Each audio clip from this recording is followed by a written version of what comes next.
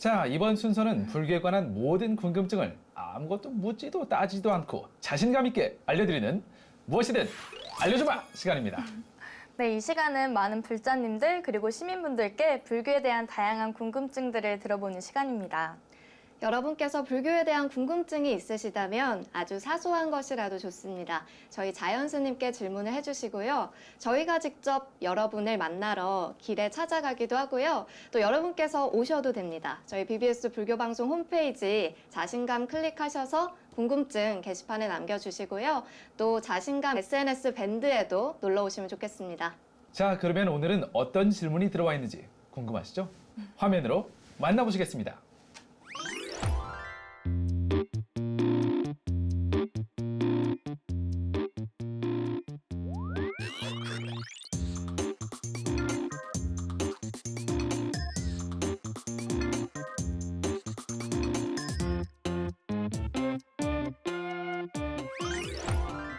네, 1년 중 가장 큰 불교의 축제가 아닐까 싶은데요. 연등에 다들 동참해 보셨나요? 그런가요? 연등에 사실 노가다의 시간이라고 하죠. 네. 네, 연등을 다느라고 팔이 빠질 것 같은. 네. 아니 그거 말고 연등에 하면 서울 같은 경우는 이렇게 동대나 이런 데서 모여서 그 운동장에서 모여서 조계사 있는 데까지 뭐 행진하고 네, 이런 것도 행렬. 있거든요. 네. 그다음에 여기 이제 불교 방송에서도 그거를 중간중간에 이렇게 배치가 돼가지고 그걸 중계를 해주고 그때 그런 거 하시지 않으셨어요? 네, 저 직접 현장에서 생생한 불자님들 현장을. 만나서 전해드렸습니다. 그때 워로 스님과 함께 했었는데 앉아 있을 때는 네. 좀 편하고요. 만약 걷는 쪽으로 가면 그게 인생이 그렇게 쉽지는 않습니다. 네. 그래서 저도 걷는 쪽에 있으면서 앉아 있는 사람들 보고 야 저건 좀 날로 먹는 거 아니야? 같이 걸으면서 방송을 해야 되는데 네. 라는 생각들도 했었어요. 근데 이 연등을 가지고 이렇게 시가행진 어떻게 보면 요즘 같으면은 퍼레이드 비슷하게 하는 건데요. 지금 불교에 영산제, 수륙제 해서 세계 무형유산들이 있어요. 그리고 탑돌이나 연등회 같은 경우는 이제 지방문화재로 다 등록이 되어 있고요. 그리고 지금 현재 조계종에서 이제 가장 연등회를 전 세계적인 축제로 만들어야겠다. 그래서 유네스코 무형유산으로 지금 등재를 하려고 시도를 하고 있습니다. 네. 그래서 부처님의 어떤 공덕을 기리고 그 다음에 등을 달아서 세상을 밝히는 그런 것들을 이제 대표적 축제로 등불 축제로 만드는 거고 그 다음에 이와 관련해서 이제 유등도 있고 이제 풍등도 있고 종류도 좀 많이 있습니다. 그리고 유등은 이제 밝히고. 아니 그게 아니고 이제 물 위에 네, 물 위에 종계천에서도 하잖아요. 인스타 사진 올리기 제일 좋은 시기예요, 그때. 흐를 유자를 써서 이렇게 그쵸, 흐르는 그쵸. 등이라는 뜻이군요. 그리고 연등이라고 하는 거를 조금 사람들이 이제 오해하시는 분들이 있는데요. 그게 연꽃등이라는 의미가 아니고 불탈연자를 써서 그냥 밝은 등이라는 뜻이에요. 그러니까는 어떤 연꽃 형태가 아니어도 가능한 거예요. 그래서 그거를 오해를 하면 왜 연등인데 연꽃 모양이 아닌 등들이 있어요? 라고 생각하는 사람들도 있어요. 한자 지식이 네. 부족해서 그래요. 연등 축제할 때는 뭐 커다란 용 모양 등도 있었고 네. 다양한 등이 있었는데 그게 연꽃 등이 아니라 그다음에 연꽃등 만들기 싫은 팀들은 다 네. 이렇게 심플하게 만들어서 와요. 그게 연꽃등 만들기 굉장히 힘들거든요. 잎을 하나하나 붙이는 네, 게 네. 상당히 어렵습니다. 그래서 지금 이 연등이라고 하는 거는 원래는 정월 대보름에 벽사의식에서 시작되는 거예요. 모든 삿된 것을 물리치고, 그러니까 불로 삿된 걸 지금도 현재 정월 대보름에 지불놀이, 달집 태우기 이런 것들이 남아 있죠. 그래서 등을 들고 집안 전체나 안 그러면 주변을 돌아서 모든 삿된 것들을 쫓아낸다라고 하는 개념에서 시작되는 거예요. 그래서 정월 대보름에 원래 한번 이런 식으로 하던 거를 이제 부처님 오신 날로 부처님 오신 날도 같이 했었던 것 같아요. 정월 대보름 때도 하고 부처님 오신 날에도 하고 1년에 여러 번 이런 행사들이 있었던 것 같아요. 근데 아주 자주 할 수는 없고요. 왜냐하면 예전에는 이게 기름이 비싸서 함부로 할 수가 없습니다. 그러니까 여러분이 생각을 잘 하셔야 되는 게 예전에 밤에는 진짜 불이 없었습니다. 기름은 제가 그래서 그런 얘기 안 해드렸나요? 전세로 고향이나 이런 데 옛날 사극 같은 데 보면 이렇게 가난한 사람이 호롱불 켜놓고 이렇게 삭바느질 해가지고 이렇게 좀 여자분이 이렇게 그러니까 품값이라도 벌고 이렇게. 그런데 사실 알고 보면 그 품값이 기름값만 또 못하다고. 그 취미 생활하는 겁니다. 왜냐하면 기름이 굉장히 비싸요. 네. 지금하고 상황이 완전히 다릅니다. 굉장히 비싸요. 그래서 함부로 등을 켤 수는 없어요. 그러니까 등을 켠다라고 하는 것은 상당히 이게 어떻게 보면 고급 문화입니다. 그리고 이제 등만 키워서 끝나는 게 아니고 탑도 돌고 이제 같이 다 막 이루어지는 거예요. 그래서 정월대보루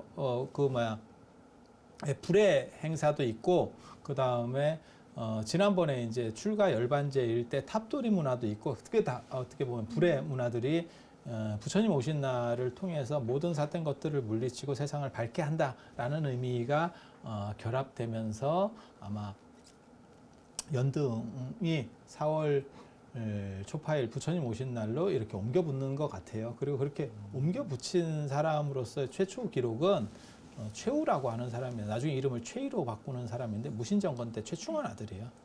고려시대 때. 네, 최충원 아들.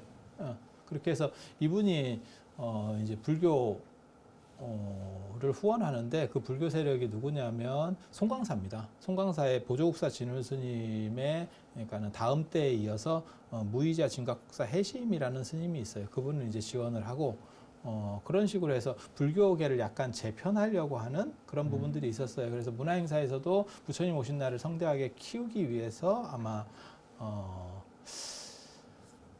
초파일 저녁에 이제 연등을 키는 그런 문화를 활성화시킨 것 같아요. 그리고 이 연등은 굉장히 재밌는 게 조선시대 때는 통금이 있었거든요. 통금이 뭐 철저했었습니다. 그런데도 조선시대 때도 부처님 오신 날 이 연등을 켤 때는 그때 통금 해제가 됩니다. 네. 그래서 통금 해제시켜주고 그다음 축제가 이루어지는 거고 그래서 동국세시기 같은 데 보면 다양한 등 이야기가 나와요. 그러니까 지금 요즘 현대 등을 보면 굉장히 다양하거든요. 근데 사실 저희 예전에 그러니까는 뭐 한 몇십 년 전만 하더라도 등이 그렇게 다양하지 않았어요. 절에서 등들도 그렇고 굉장히 단촐했었거든요. 그런데 요즘은 굉장히 다양한 등이 있는데 조선시대 기록을 보면 오히려 다양한 등 얘기가 나와요. 그래서 뭐 학이라든지 사자라든지 호랑이라든지 그래서 요즘 부처님 오신 날쯤에 가면 절에 앞에 이렇게 장엄등으로 막 이렇게 배치해 놓는 경우들도 있어요. 네, 굉장히 크고 화려하더라고요. 그래서 전문 인력이 필요한 경우도 있고 그게 이제 신도들이 할 경우에는 절단이 납니다. 제가 부처님 오신 날. 아까 전에 스님께서 이 연등회 기원을 말씀해 주실 때 정월대보름을 말씀해 주셨고 벽사의 의미를 갖고 있다고 말씀해 주셔서 정월대보름이면 우리나라 쪽에서만 거의 제가 하기로는 지키는 걸로 알고 있고 인도까지 안 흘러가는 것 같거든요. 보니까 인도에는 최초 그게 없는 기록도 거예요. 고려시대 예. 최후의 기록을 말씀해 주셨고요. 그러니까 동아시아 전통인 거예요. 전 연등회가 부처님 당시 또는 뭐 인도에서부터 건너왔을 것으로 생각을 했어요. 정월 대보름이 그런 거고 네. 이렇게 등을 키는 문화는 인도에 있었던 거예요. 네. 그게 이제 제일 유명한 게 현우경에 나오는 빈자 1등 이야기.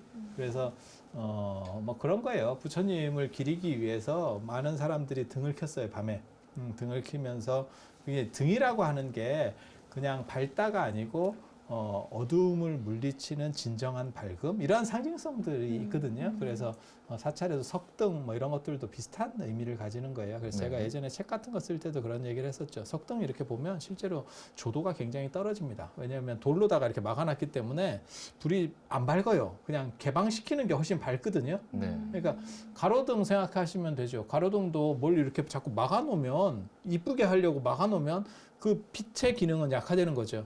근데 그렇게 막아놓으면 디자인을 통해서 뭔가 상징성을 주는 거거든요. 그래서 석등도 그런 식으로 부처님을 상징하는 빛이라는 개념이 존재했던 거예요. 그래서 등에도 그런 상징들이 많이 붙을 수 있는 요소들이 있어요. 그래서 인도에서 그 빈자 1등 이야기를 보면 이제 부자들은 큰 등을 키고 막 이렇게 했는데 가난한 사람이 구걸을 해서 조금 기름을 사서 등을 켰대요. 그렇게 했는데 밤이 다 지나고 나서 등이 안 꺼지는 거는 그 사람 등밖에 없었대요. 그러니까 이제 신심 있는 것은 아무도 꺼트릴 수 없다. 이렇게 해서 이제 해가 밝아진 뒤에 등이 타고 있으니까 이제 아까운 거죠. 그래서 이제 스님들이 이제 그걸 불어서 끌려고 했어요. 근데 안 꺼지더라는 거예요. 그래서 나중에는 부처님 제자 중에 목건년이라고 하는 분이 있어요. 이게 신통력이 가장 네. 뛰어난 그런 캐릭터인데 부처님 제자들이 그게 굉장히 재밌습니다. 어벤져스 같아요. 각각의 캐릭터들이 딱 있어요. 굉장히 재밌습니다. 그래서 신통이 뛰어난데 그 양반이 이제 그걸 다 끌려고 해도 못 껐다는 거예요. 안 꺼진다는 거예요. 그래서 부처님 저거는 도대체 무슨 등인데 안 꺼집니까? 라고 그랬더니 신심 있는 등은 신통이나 이런 걸로 끌 수가 없다. 그러니까 진정 그 사람이 어떻게 보면 우리식으로 말하면 지성이면 감천이다라고 하는 그런 이야기죠. 네. 그래서 얼마나 크고 부하냐가 문제가 아니고 그 사람이 어떤 마음을 가졌느냐라는 게 목적인 거예요. 그래서 꼭 연등회뿐만이 아니더라도 부처님 오신 날 불교에서 이렇게 연등들을 답니다. 거기서 이제 중요한 것은 꼭 큰 걸 달고 그 다음에 앞쪽에 달고라기보다도 내가 얼마나 소중한 마음을 가지고 부처님을 닮아가려고 하느냐, 내 기준으로서 어떻게 부처님을 삼느냐. 마치 관세음 보살이 아미타불을 머리에 정대하고 멘토로서 이렇게 딱 받들듯이 그렇게 나를 반듯하게 세우는 그런 마음이 중요한 거지 크기는 그렇게 중요한 건 아니에요.